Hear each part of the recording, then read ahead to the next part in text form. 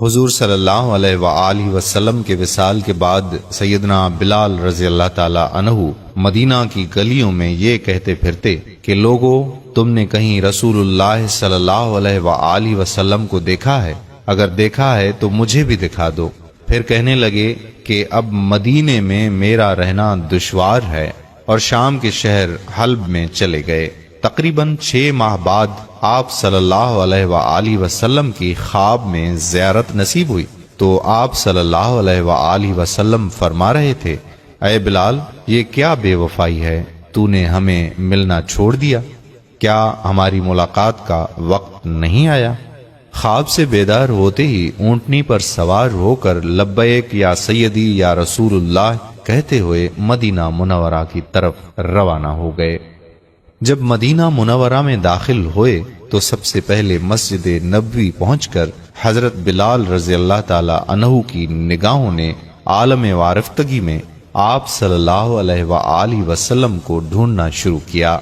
کبھی مسجد میں تلاش کرتے تو کبھی حجروں میں۔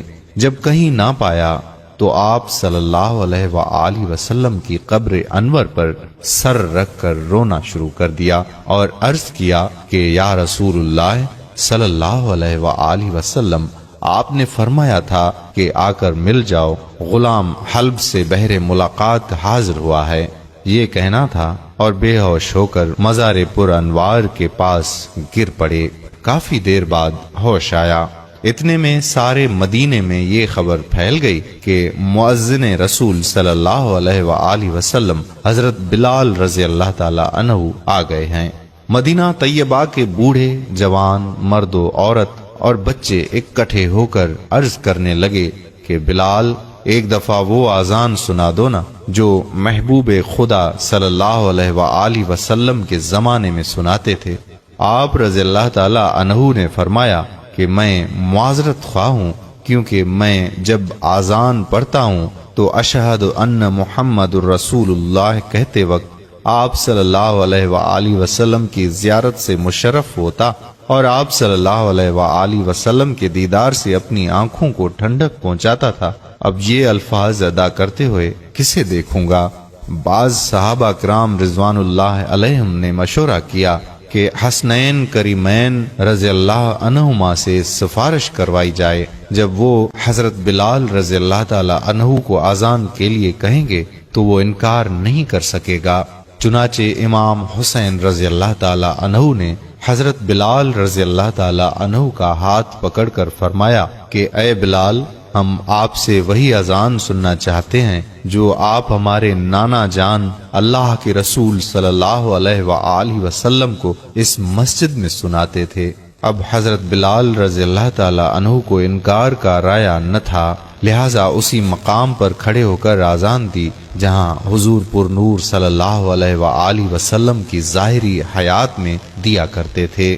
بات کی کیفیت کا حال کتب سیر میں یوں بیان ہوا ہے، جب آپ رضی اللہ تعالی عنہ نے بآواز بلند اللہ اکبر کہا تو مدینہ منورہ گونج اٹھا۔ آپ جیسے جیسے آگے بڑھتے گئے جذبات میں اضافہ ہوتا چلا گیا۔ جب اشہد اللہ الہ الا اللہ کے کلمات ادا کیے، گونج میں مزید اضافہ ہو گیا۔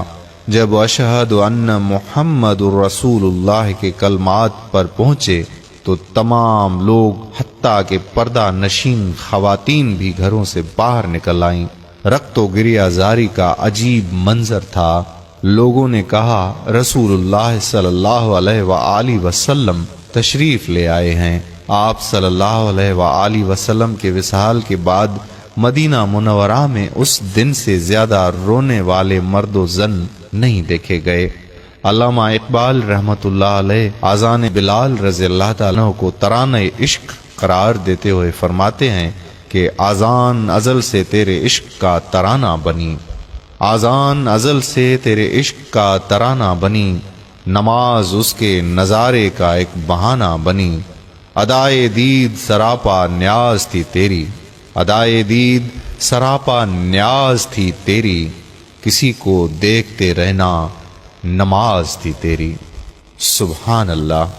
میرے پیارے بھائیوں اور بہنوں، اس ویڈیو کو ثواب کی نیت سے شیئر ضرور کیجیے گا، اور ہمارے پیج پیارا اسلام کو اگر آپ نے ابھی تک لائک نہیں کیا تو لائک کر کے فالو کر دیجئے، اور ساتھ ساتھ ہمارے یوٹیوب چینل پیارا اسلام کو بھی سبسکرائب کر دیجئے تاکہ ہم ایسی مزید معلوماتی ویڈیوز آپ تک پہنچاتے رہیں۔ جزاک اللہ خیرہ۔